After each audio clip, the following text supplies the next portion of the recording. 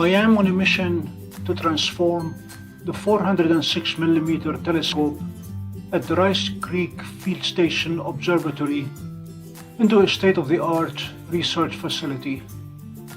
This is my story.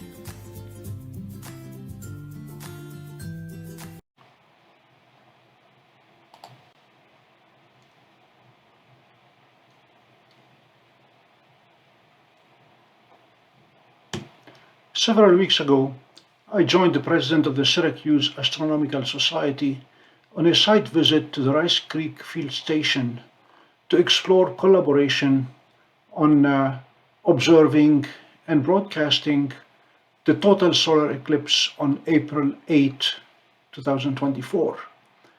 Rice Creek Field Station at the State University of New York in Oswego supports field-oriented biological and earth science teaching and research, and it has on location an observatory with a nice telescope. The observatory is a 15-foot building that was put up about 10 years ago, and it has a nice computerized dome. And we went inside the observatory, and this is where I was smitten by the Meade 16-inch telescope, Schmidt-Cassegrain telescope,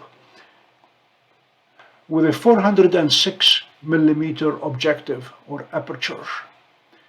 Seeing that telescope reminded me of an incident I had when I was much younger, about half a century ago, when I saw the very first Jaguar E-type on the streets of Beirut. I knew I wanted one, and it was 30 years in the making before I found my Jaguar E-type, and there she is sitting on top of a transport in California, making its way back to Pompeii, to upstate New York. This time I do not plan to wait 30 years to build my own observatory with the 16-inch Meade. So I looked around the website of Rice Creek, and I found that they welcome volunteers.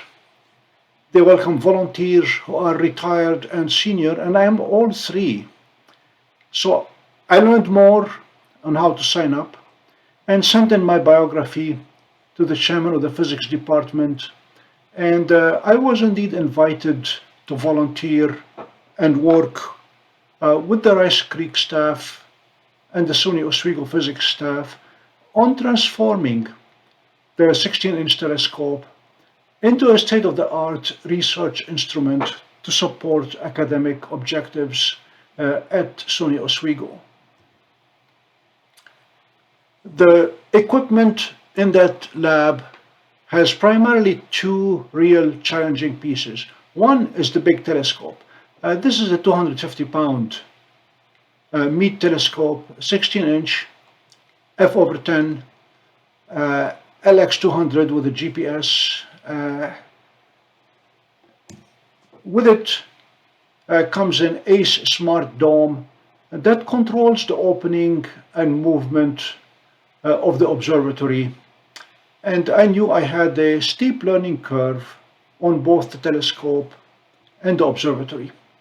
So here we go. My big picture goals is to contribute to the HOYS Hunting Out Bursting Young Stars project at the University of Kent. I'm currently using my smaller telescopes at 2-inch aperture and 11-inch aperture, being able to image some of those targets with a 16-inch telescope is going to contribute significantly to that project.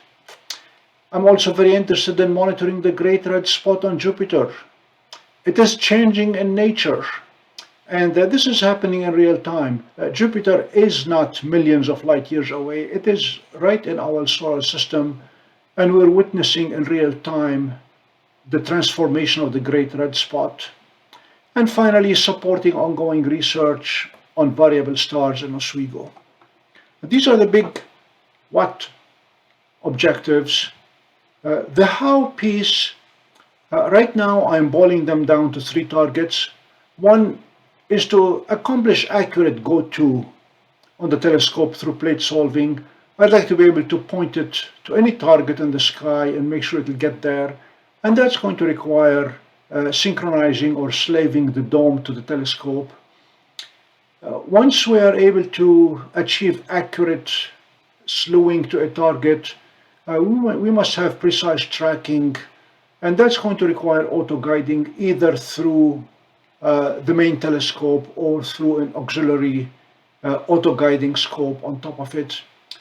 And last but not least is achieving a trade-off between high speed and high resolution image capture to achieve our goals. In this series of videos, I will document the journey of learning how to use a big telescope, learning how to operate an observatory, and eventually achieving the objectives and showing you what we will find and what we will do with that. So join me in the next several weeks as we build up a nice facility and hopefully share the results of this research with all of you. So long from the Rice Creek Observatory.